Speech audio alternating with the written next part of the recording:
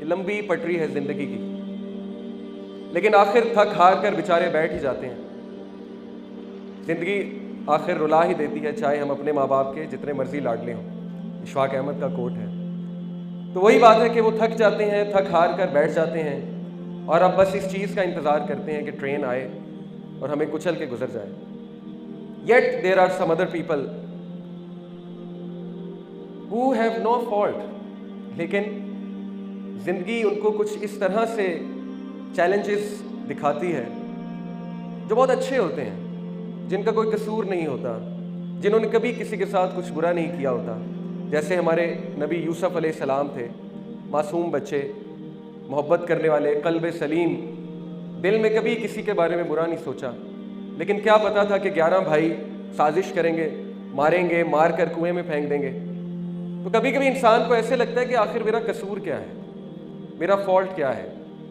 میں نے تو کبھی کسی کے ساتھ کچھ برا نہیں کیا۔ تو ہو سکتا ہے آپ میں سے کچھ کی یہ حالت بھی ہو، واٹ از مائی فالٹ، آخر میں نے کیا کیا ہے۔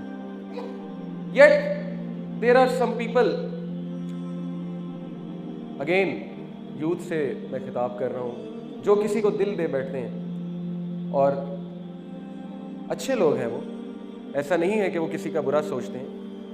لیکن ظاہر ہے کہ جو ایکسپیکٹیشن ہوتی ہے وہ وہاں سے پوری نہیں ہوتی، جو ایکسپیکٹ کیا ہوتا ہے وہ نہیں ملتا، اور ان ورس کیس وہ چھوڑ بھی جاتے ہیں، تو ان کا دل ٹوٹ جاتا ہے، اور ٹوٹا ہوا دل پھر ظاہر ہے کرواہٹ کی طرف ہوتا ہے، بٹر ہوتا ہے، اس کی زندگی میں پھر کڑواہٹ آ جاتی ہے،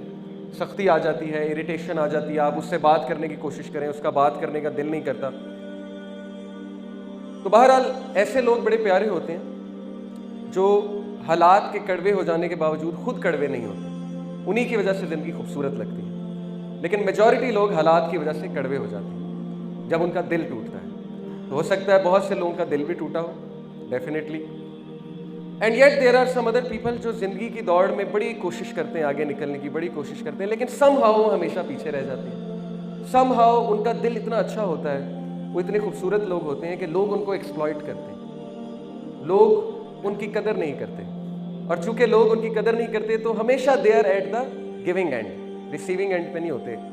ہر وقت وہ دے رہے ہوتے ہیں، دینے والے ہوتے ہیں، قربانیاں دے رہے ہوتے ہیں، پیچھے بھی رہ جاتے ہیں قربانیوں کے لیے، ظاہر ہے۔ تو ہو سکتا ہے ہم میں سے بہت سے لوگ زندگی کی دوڑ میں پیچھے بھی رہ گئے ہیں، اینڈ یٹ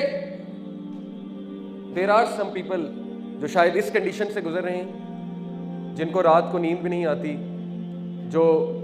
سوچوں کا ایک سمندر لے کر زندگی گزار رہے ہیں، اوور تھنکنگ میں، and they can be facing many problems, they can be spending life in pain, misery, وہ کوشش کر رہے ہوں گے لیکن سم ہاؤ وہ اپنے نفس پہ، سم ہاؤ وہ ان پرابلمس کا سامنا نہیں کر پا رہے، اور بار بار دے آر سلپنگ، بار بار they are slipping, and somehow they are stuck. اب وہ پھنس چکے ہیں اس سرکل میں، اس فیز میں، اور نکلنے کی کوشش کر رہے ہیں۔ اور لاسٹلی کچھ لوگ ہم میں سے ایسے بھی ہیں جن کی زندگی میں کوئی نہ کوئی احساس محرومی ہے، کسی کو اولاد کی طرف سے کوئی احساس محرومی ہے، کسی کو کوئی چاہنے والے کی طرف سے احساس محرومی ہے، کسی کو مال کی طرف سے احساس محرومی ہے، کسی کو کوئی اور چیز سے احساس محرومی ہے، کسی کے پیرنٹس نہیں ہیں، کسی کے والد نہیں ہیں، کسی کی والدہ نہیں ہے تو احساس محرومی ہے، کسی کی اولاد نہیں ہے، کسی کی اولاد ویسی نہیں ہے جیسی ہونی چاہیے۔ تو محرومیت بھی زندگی کا ایک پارٹ ہے، ہمارے نبی صلی اللہ علیہ وسلم کی زندگی میں محرومیت تھی، اس پہ انشاءاللہ ہم ڈیٹیل میں بات کریں گے۔ تو یہ جو میں نے سینیریوز آپ کو دکھائے لائف کے، آئی ایم شیور ہم میں سے جتنے لوگ یہاں پہ بیٹھے ہوئے ہیں کسی نہ کسی کی لائف میں کچھ نہ کچھ چل رہا ہے، کوئی بلی ہو رہا ہے، کسی کے رائٹس ضمن ہو رہے ہیں، کوئی تھک چکا ہے،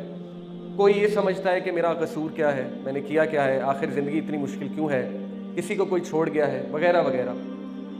لیکن ایک چیز کی خوشخبری ہے، اگر آپ میں سے کوئی ان چیزوں کو فیس کر رہا ہے تو خوشخبری یہ ہے کہ آپ سب زندہ ہیں، کیونکہ زندگی اسی کا نام ہے۔ The person who is dead, اس کی لائف میں اتار چڑھاؤ نہیں ہوتا۔ یہ جو ہارٹ بیٹ ہے آپ دیکھ رہے ہیں کہ اس میں اتار اور چڑھاؤ ہے، تو اتار اور چڑھاؤ زندگی کا حصہ ہے، اور یہ آپ کے لیے ایک پازیٹیو چیز ہے کہ اگر آپ یہ چیلنجز کو فیس کر رہے ہیں تو یہ ثبوت ہے اس بات کا کہ آپ زندہ ہیں۔ اور اسی کا نام زندگی ہے، اتار اور چڑھاؤ کا۔ اور آپ کے لیے ایک اور خوشخبری بھی ہے آپ سب کے لیے، اور وہ خوشخبری حدیث میں آتی ہے کہ if Allah intends good for someone then he afflicts him with trials، صحیح بخاری۔ اگر اللہ رب العالمین کسی کو پسند کر لیتے ہیں، کسی سے محبت کرتے ہیں، تو اللہ تعالیٰ اس کی طرف ٹرائلز کو بھیجتے ہیں، ٹیسٹ کو بھیجتے ہیں، اسے ٹرائی کرتے ہیں، اس کا امتحان لیتے ہیں، کیونکہ سولجر کی ٹریننگ اور ہے اور کمانڈر کی ٹریننگ اور ہے۔ اب کیا کر رہے ہیں؟ ٹیسٹ اور ٹرائل جب آ رہے ہیں اور اتنی زیادہ مشکلات سے ہم گھرے ہوئے ہیں، کرنا یہ ہے کہ زندگی چونکہ ایک کامبیٹ ہے، اور اب چونکہ ہم آ چکے ہیں اس زندگی میں، اب ہم یہاں کا حصہ ہیں، یہاں سے نکل تو نہیں سکتے۔ اب وہ کامبیٹ، وہ لڑائی لڑنے کے لیے آپ کے پاس کچھ ہتھیار ہونے چاہیے۔